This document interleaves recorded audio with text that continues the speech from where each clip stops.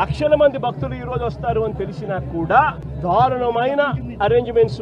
చాలా మంది చెప్తా ఉన్నారు కనీసం టెంపరీ టాయిలెట్లు కూడా లేవు, క్యూలలో నిలబడిన వాళ్ళకి నీళ్లు లేవని కూడా చెప్తా ఉన్నారు. 6 రోజుల కిందట గోడ కట్టడం మొదలు పెట్టారు, 2 రోజుల కిందట గోడ పూర్తి చేసినారు. దాదాపుగా 70 అడుగులు గోడ పొడుగు, 10 అడుగులు ఎత్తు కట్టిన ఈ గోడలో 4 రోజుల్లో ఈ గోడ కట్టారు. ఈ గోడ కట్టే దాంట్లో ఎక్కడా కూడా కాలమ్స్ ఎక్కడా కనిపించవు.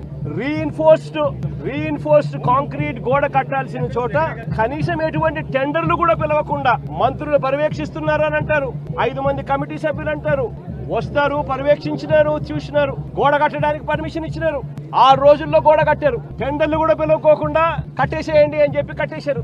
నేను అడుగుతా ఉన్నా, దాదాపుగా సంవత్సరం అయింది చంద్రబాబు నాయుడు గారు అధికారంలోకి వచ్చి. నేను అడుగుతా ఉన్నా చంద్రబాబు నాయుడు గారిని, చందనోత్సవం ఎప్పుడు జరుగుతుందో మీకు తెలియదా అని అడుగుతా ఉన్నా. మరి చందనోత్సవం పలానా రోజు జరుగుతుంది అని చెప్పి తెలిసినప్పుడు ఈ గోడ కట్టించే కార్యక్రమం ముందే ఎందుకు చేయలేదు అని అడుగుతా ఉన్నా. ఇదే పెద్ద మంచి చంద్రబాబు నాయుడు గారిని, ఇదే చంద్రబాబు నాయుడు గారిని అడుగుతా ఉన్నా.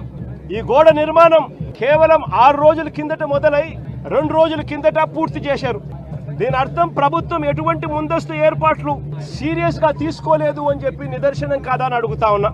కనీసం టెండర్లు కూడా పిలవకోకుండా ఇష్టం వచ్చిన వాళ్ళకు వర్క్ ఇచ్చేసి ఇష్టం వచ్చిన తీరులు ఇష్టం వచ్చిన పద్ధతిలో కట్టించే కార్యక్రమం చేయడం ధర్మమేనా అని అడుగుతా ఉన్నా. 70 అడుగులు పొడవుతో కట్టే గోడకు, 10 అడుగులు ఎత్తుతో నిర్మించే గోడకు కనీసం కాలములు కూడా పెట్టించే కార్యక్రమం కూడా లేకుండా ఇటుకలతో, ప్లయాష్ ఇటుకలతో గోడ కట్టడం అన్నది ఏ రకంగా కరెక్ట్ అని అడుగుతా ఉన్నా. కనీసం కట్టే ఈ గోడను రీఇన్ఫోర్స్డ్ కాంక్రీట్ తో అయినా కట్టాలి.